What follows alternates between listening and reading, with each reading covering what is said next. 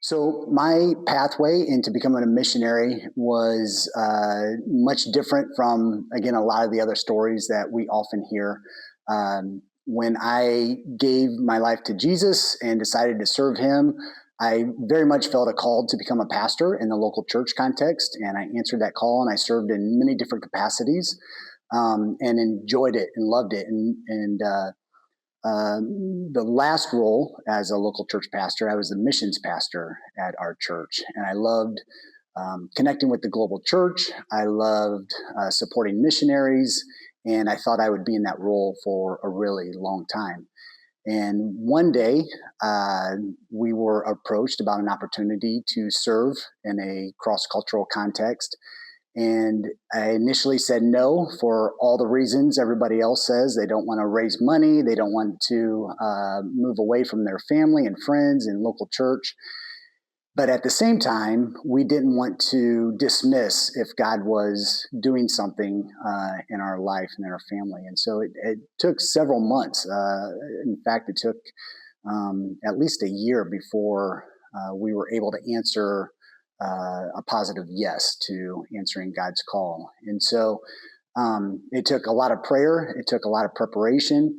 We still had a lot of questions about if we were equipped, if God had prepared us and was calling us to do this.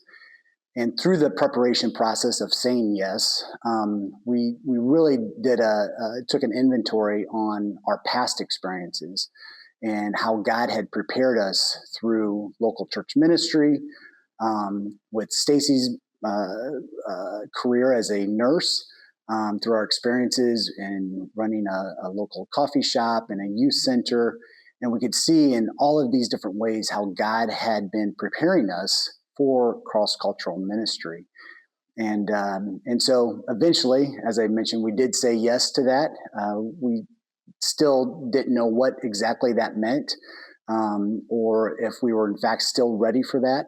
But just by opening up our hands and asking God to use us in ways that He has prepared us through experiences and through relationships and connections and through training that we received through global strategy, I can look back and to see how God has uh, provided us with those experiences by bringing people in our paths and stretching us, teaching us, being mentors to us, and encouraging us as we made the transition, made the move from a local church ministry context to serving the church cross culturally.